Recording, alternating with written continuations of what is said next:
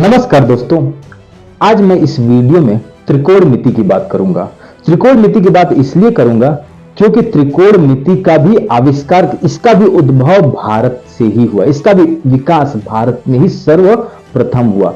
त्रिकोणमिति का अर्थ होता है त्रिकोण धन मिति, अर्थात तीन भुजाओं वाली आकृति का मापन। और तीन भुजा किसकी होती है? तीन भुजा वाली आकृति किसकी होती है? त्रिभुज की। और उसमें भी ऐसा त्रिभुज जिसका एक कोण समकोण हो, अर्थात राइट एंगल ट्रायंगल की। त्रिकोणमिति का यह ज्ञान भारत से होकर के अरब में गया और अरब से होकर के यूरोप में गया और पूरे दुनिया में फैल गया और यह बन गया ट्रिग्नोमेट्री। लेकिन पहले त्रिकोणमिति बना। और त्रिकोणमिति का संबंध बौधायन थ्योरम से बहुत गहरा है, बहुत गहरे ताल्लुकात हैं, बहुत गहरे ताल्लुकात हैं। मैंने पहले वीडियो में बौधायन प्रमेय की चर्चा की, जो बाद में पाइथागोरस नाम से प्रसिद्ध हो गया। उस प्रमेय से बहुत गहरा है। त्रिकोणमिति में 6 फंक्शन हम लोग पढ़ते हैं, 6 फंक्शन, 6 फलन पढ़ते हैं, जिस फलन का नाम है साइन, कॉस, टैन, और इन तीनों के उल्टा व्युत्क्रम कॉसेक, सेक और कॉट। लेकिन हकीकत क्या है? हकीकत पहले इसकी हिंदी बनी। जैसे साइन को बोलते हैं ज्या, कॉस को बोलते हैं कोटि ज्या, और टैन को बोलते हैं स्पर्श ज्या। इनका व्युत्क्रम जो होता है कॉसेक, सेक, कॉट, इसको बोलते हैं व्यू ज्या, व्यू कोटि ज्या और व्यू स्पर्श ज्या।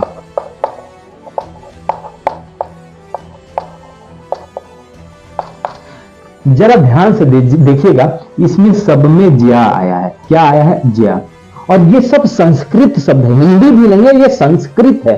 ये जो ज्या है ये संस्कृत है। और जितने भी भारतीय गणितज्ञ, ज्योतिषाचार्य और जितने भी वैदिक गणित के ज्ञाता थे, वो अपने त्रिकोणमिति ग्रंथों में ये ज्या शब्द अपने श्लोकों के रूप में इस्तेमाल करते थे। इस शब्द का इस्तेमाल अपने श्लोकों में करते थे। अर्थात आप देख रहे हैं कि जो भारतीय गणितज्ञ कौन कौन से, आर्यभट्ट, भास्कराचार्य, वारामिहिर, नित्यानंद, ये ब्रह्मगुप्त, ये जितने भी बटेश्वरी, जितने भी गणितज्ञ थे, अपने श्लोकों में ज्या शब्द का इस्तेमाल करते थे। त्रिकोणमिति की जरूरत क्यों पड़ी? जिन दूरियों को हम साधारण तरीके से नहीं निकाल सकते, उन दूरियों को हम त्रिकोणमितीय फलनों के द्वारा निकालते हैं। आगे हम समझते हैं कि कैसे ज्या शब्द आया, कैसे भारतीय गणितज्ञों ने ज्या शब्द का इस्तेमाल किया। देखिए, जो ज्या है यह संस्कृत शब्द है जो कि जीवा से बना है। और जीवा भी संस्कृत शब्द है जिसको अंग्रेजी में कॉर्ड बोलते हैं। आइए कुछ महत्वपूर्ण बिंदुओं को समझते हैं वृत्त के अंतर्गत। ये एक है सर्किल हमारा, इसको बोलते हैं सर्किल का परिधि, जिसको कदाचित अंग्रेजी भाषा में सर्कमफ्रेंस बोलते हैं। और ये परिधि संस्कृत वर्ड है। इसी प्रकार अगर हम परिधि की कोई भी भाग की बात करें तो वो सर्किल के परिधि की कोई भाग की बात करें तो वो कहलाता है चाप, जिसको अंग्रेजी में आर्क बोलते हैं। और ये चाप भी संस्कृत शब्द है। अगर हम चाप के दोनों सिरों को मिला दें तो जो रेखा बनती है, इस रेखा को हम बोलते हैं जीवा, जिसको अंग्रेजी भाषा में बोलते हैं कॉर्ड, और ये है संस्कृत शब्द। इस तरह से हम देखा जाए तो वृत्त में बहुत सारी जीवाएं खींची जा सकती हैं, लेकिन जो वृत्त की सबसे बड़ी जीवा होती है वो वृत्त के केंद्र से होकर गुजरती है, जिसको वृत्त का व्यास बोलते हैं, अर्थात डायामीटर बोलते हैं। और व्यास भी क्या है? संस्कृत शब्द है। अब एक और कॉन्सेप्ट के बारे में हम समझते हैं। मान लिया ये एक सर्किल है, इसमें ये जो ए है और बी ये चाप है। ये वृत्त का क्या है? चाप है, जिसका लेंथ एल है। अब ये जो चाप है इसके केंद्र ओ पर मान लीजिए एक कोण अंतरित करता है थीटा। ठीक है, तो इस थीटा की वैल्यू क्या होगी? हम जानते हैं कि अगर ये पूरा एक गोल चक्कर घूम जाए तो 360 डिग्री बनता है। तो 360 डिग्री के लिए जो लंबाई होगी वो वृत्त की परिधि के बराबर होगी, अर्थात 2 पाई आर होगी। इसलिए 1 डिग्री कोण के लिए जो चाप की लंबाई होगी, जो आर्क की लेंथ होगी, वो क्या होगी, 2 पाई आर डिवाइडेड बाय 360। इसलिए थीटा कोण के लिए चाप की लंबाई क्या होगी, वो होगी L बराबर 2 पाई आर अपॉन 360 इंटू थीटा। तो यहां से L की वैल्यू क्या निकल के आई, अगर 360 को हम 2 पाई रख दे तो कोई दिक्कत नहीं है, तो यहां से 2 पाई से 2 पाई कट जाएगा। L बराबर क्या आएगा, R इंटू थीटा। यहां से थीटा की वैल्यू निकल के आ गई L अपॉन R। अर्थात आप देख रहे हैं जो कोण बराबर आ गया क्या, चाप डिवाइडेड बाय त्रिज्या। Angle is equal to length, arc की लेंथ डिवाइडेड बाय रेडियस। आगे बढ़ते हैं, हम ये मान लेते हैं कि जो ये वृत्त है ये इकाई त्रिज्या वाला वृत्त है। ये जो इसकी आर है, इसकी जो रेडियस है वो यूनिट रेडियस है, इकाई त्रिज्या वाला रेडियस है। अब हम क्या करते हैं, इस बिंदु ए से इस जीवा के परपेंडिकुलर एक रेखा खींच देते हैं, मान लीजिए AM। जब हम इसको आगे तक बढ़ाएंगे तो ये भी तो एक जीवा है, ये भी क्या है, एक जीवा है। और इस जीवा में जो इस कोण के सामने की भुजा है यही होती है ज्या। अर्थात जो ज्या होती है वो जीवा का ही भाग होता है, इस जीवा का ही भाग होता है। अर्थात अगर हम इस सूत्र की अगर हम इस थीटा का फलन निकालें और उसकी तुलना इस सूत्र से करें तो क्या होगा, थीटा कोण की वैल्यू ये है, लेकिन इस कोण का फलन क्या होगा, मतलब ज्या थीटा क्या होगा। हमने जब ये कोण लिया था तो ये चाप निकाला था, लेकिन अब इसका फलन निकाल रहे हैं तो इसके सामने जो जीवा का भाग होगा ये लेंगे, अर्थात AM डिवाइडेड बाय जो रेडियस है वो क्या है, 1 है। बाद में ये ज्ञान अरब गया, अरब से यूरोप गया, ये ज्या बन गया साइन थीटा। देखिए जो भारतीय गणितज्ञ थे वो अल्फा बीटा गामा थीटा मामा ये सब कुछ यूज नहीं किया करते, वो कखा यूज करते, लेकिन हम यहां सहूलियत के लिए थीटा यूज कर रहे हैं। ये हो गया इक्वेशन नंबर 1। अब मैं बताता हूं, जो ये भुजा है ये भी एक जीवा का भाग है, इसलिए ये भी एक ज्या होगा। लेकिन जरा ध्यान दीजिएगा, ये इस कोण से संलग्न है, इस कोण से जुड़ा हुआ है, इसलिए इसको हम बोलेंगे कोटि ज्या। तो कोटि ज्या थीटा बराबर क्या होगा, OM डिवाइडेड बाय ये रेडियस वो कितना है, 1। ये बाद में बन गया cos थीटा बराबर 1, OM इक्वेशन नंबर 2। अब हम बोधायन थ्योरम जानते हैं, हमने पढ़ा है बोधायन थ्योरम या पाइथागोरस। बोधायन कहते हैं दीर्घस्य छड़या, संस्कृत में कहते हैं दीर्घस्य छड़या, या इसको दीर्घ चतुरस्य छड़या भी बोल सकते हैं। दीर्घ चतुरस्य छड़या रज्जु पार्श्व मानी त्रिंक मानी चाहिए तो पृथक भूते कृतस्तद व्याम करोति। अर्थात ये समकोण त्रिभुज है, इसमें AO का स्क्वायर AM का स्क्वायर लंब का वर्ग धन आधार का वर्ग बराबर कर्ण का वर्ग। ये क्या है, साइन थीटा। तो साइन थीटा का स्क्वायर प्लस कॉस थीटा का होल स्क्वायर बराबर 1 का स्क्वायर। यहां से ये सूत्र निकल के आ जाएगा, यहां से इसको हम लिख सकते हैं sine square theta plus cos square theta बराबर 1। ऐसा हम सूत्र त्रिकोणमिति में पढ़ते हैं। इसका मतलब ये हुआ ज्या और कोटि ज्या का जो धनात्मक मान होता है वो सदैव 0 से 1 के बीच में होता है। अब जरा समझ में आने लायक सेंटेंस बोलते हैं, जो साइन और कॉस की जो पॉजिटिव वैल्यू होती है वो सदैव 0 और 1 के बीच में होती है। अब जो भारतीय गणितज्ञ थे जैसे आर्यभट्ट का एक सिद्धांत सूर्य सिद्धांत नाम का ग्रंथ है। क्या है, आर्यभट्ट का एक सूर्य सिद्धांत नाम का ग्रंथ है, सूर्य सिद्धांत। चौथी शताब्दी में आर्यभट्ट ने 0 से 90 के बीच में, 0 से 90 डिग्री के बीच में 24 कोणों की 24 कोणों की ज्या सारणी प्रस्तुत की थी, अर्थात 24 एंगल की साइन टेबल इन्होंने प्रस्तुत किया था। और सिर्फ यही नहीं, और से भी बहुत गणितज्ञ हैं। एक जो भास्कराचार्य थे, भास्कराचार्य क्या कहते हैं, आइए समझिए। देखिए भास्कराचार्य ये एक अल्टीमेट गणितज्ञ थे। जो भास्कराचार्य थे अल्टीमेट गणितज्ञ थे। इनके दो ग्रंथ थे, एक तो करण कौतूहल और दूसरा ग्रंथ था इनका सिद्धांत शिरोमणि। सिद्धांत शिरोमणि के 4 भाग थे। सिद्धांत शिरोमणि के 4 भाग थे। पहला लीलावती, दूसरा बीज गणित, तीसरा ग्रह गणित और चौथा गोलाध्याय। ये 4 भाग थे, 4 भाग, जिसमें से गोलाध्याय के ज्योतपत्ति भाग में एक इन्होंने श्लोक लिखा है संस्कृत में। क्या श्लोक है? चापयो रिष्ट योर दुजय।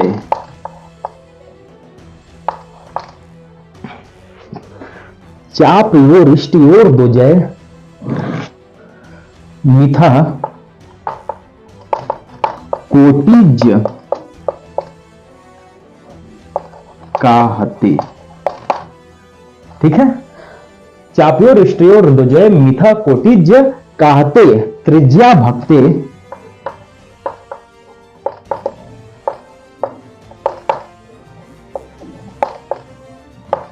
तयो रैक्यम। त्रिज्या भक्ते तयोरैक्यम स्याच्चा। स्याच्चा पैक्यस्य।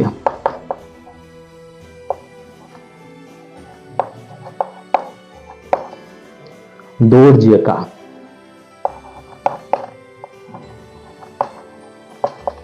ठीक है, चापांतरस्य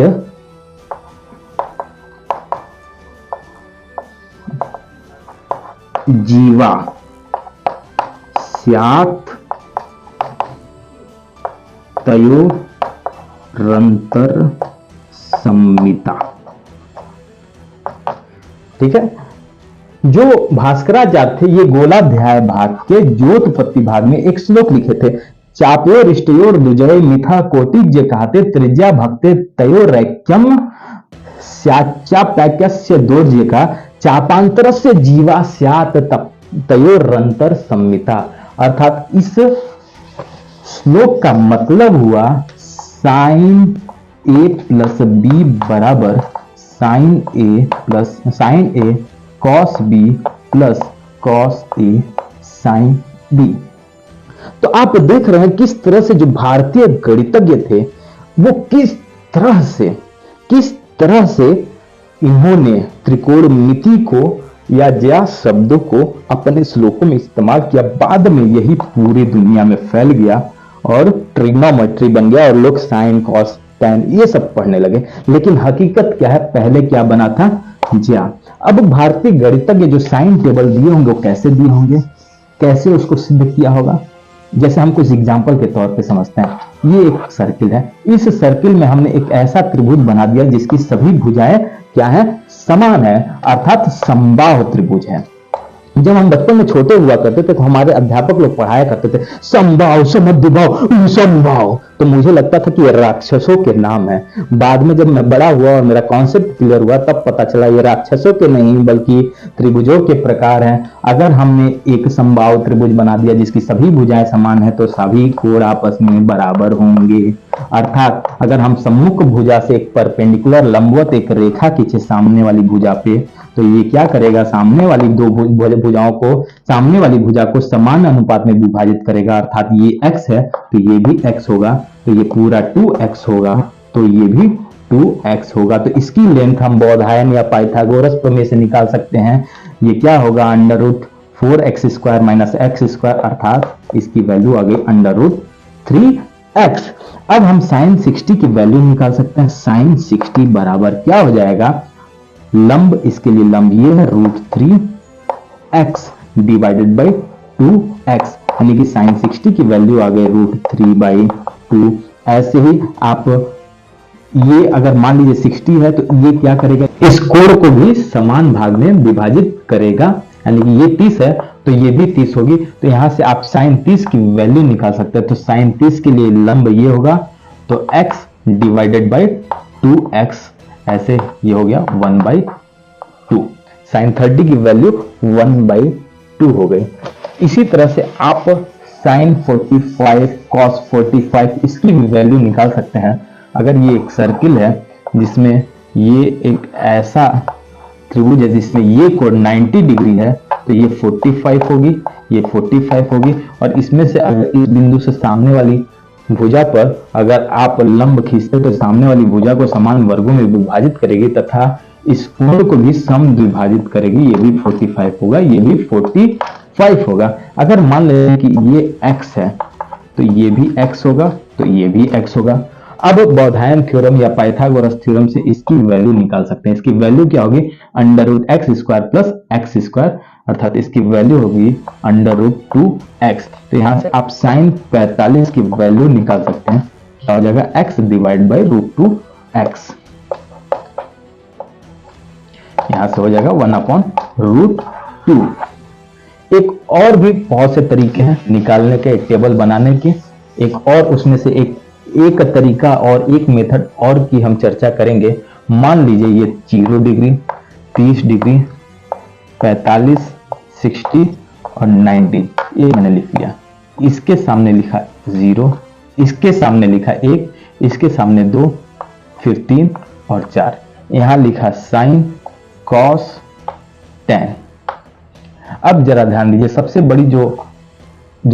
बड़ा जो अंक है सब में डिवाइड कर दीजिए इसका, और इसका अंडर रूट निकाल लीजिए, वर्गमूल निकाल लीजिए। इसकी वैल्यू क्या आएगी, 0। ये हो जाएगा 1/2, ये आ जाएगा 1/√2, ये आ जाएगा √3/2, ये आ जाएगा 1। इसी को उल्टे क्रम में लिख दीजिए तो वो कॉस की वैल्यू हो जाएगी 1/2, 0। और tan क्या होता है, साइन और कॉस का अनुपात होता है, साइन डिवाइड बाई कॉस होता है। तो 0, ये हो जाएगा क्या, 1/√3, ये हो जाएगा 1, ये होगा √3 और ये इनफाइनाइट। इस तरह से हम एक टेबल तैयार कर लिए। आइए आगे बढ़ते हैं। हमने ज्या और कोटि ज्या समझा, अब हम समझते हैं स्पर्श ज्या। स्पर्श ज्या का नाम से ही स्पष्ट है कि वो किसी वृत्त को एक बिंदु पर स्पर्श कर रही होगी, स्पर्श ज्या, ठीक है, जिसको टेंजेंट बोलते हैं। हमने ज्या पढ़ लिया एंड कोटि ज्या, ये दो चीज पढ़ लिया हमने, दो कॉन्सेप्ट पढ़ लिए। तो ये स्पर्श ज्या क्या है, मान लीजिए कि ये एक सर्किल है, इस सर्किल में मैंने क्या बोला था, ये चाप है ए, इस सर्किल में ये क्या हो गया, AMO, ऐसा ही सर्किल मैंने बनाया था जिसमें ये हो गया ज्या, ये हो गया कोटि ज्या। अब स्पर्श ज्या को एक कॉन्सेप्ट के रूप में समझते हैं, जैसे कि आप फिजिक्स में पढ़ते हैं ग्रेविटेशन, भौतिक विज्ञान में गुरुत्वाकर्षण पढ़ते हैं,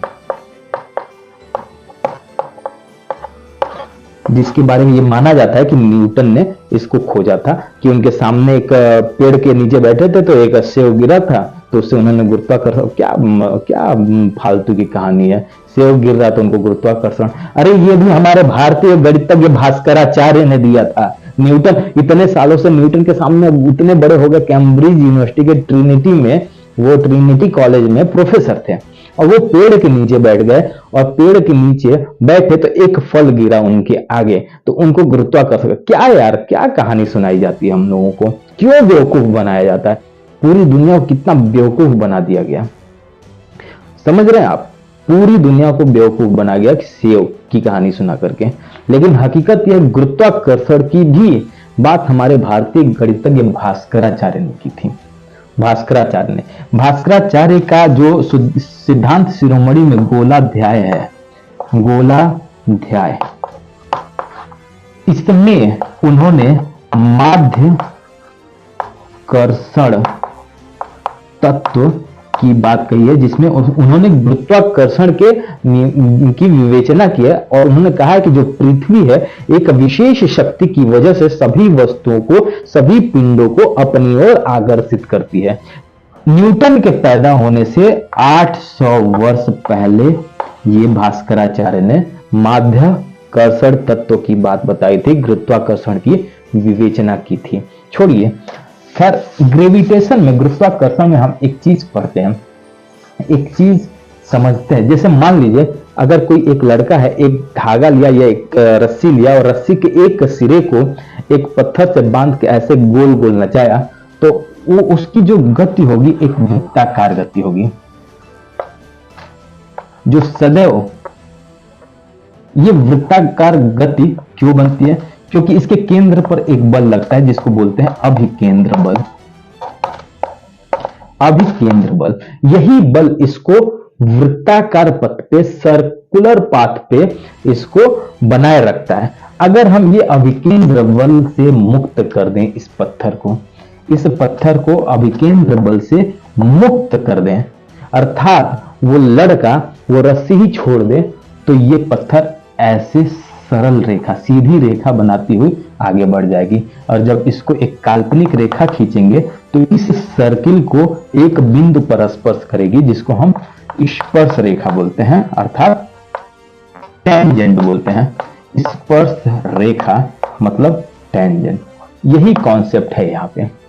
अब चूंकि स्पर्श ज्या आया है तो उसका संबंध जीवा से हो गया, स्पर्श ज्या आया तो इसका संबंध किससे हो गया? जीवा से, ठीक है। और स्पर्श आया, इसका मतलब इसका संबंध हो गया एक सर्किल से, अर्थात अगर हम इसको केंद्र मान करके ये त्रिज्या वाला रेडियस का एक हम सर्किल खींचें तो वो क्या होगा? ऐसा कुछ होगा, ठीक है। थोड़ा बढ़िया नहीं बन पाया है, ऐसा होगा। और जब हम इस रेखा को आगे बढ़ाएंगे तो देखिए कि जीवा बन गई, और ये जीवा का ये वाला भाग क्या कर रहा है? इस वृत्त को स्पर्श कर रहा है, उसको एक बिंदु पर टच करते हुए जा रहा है, इसलिए इसको हम बोलते हैं क्या? स्पर्श ज्या।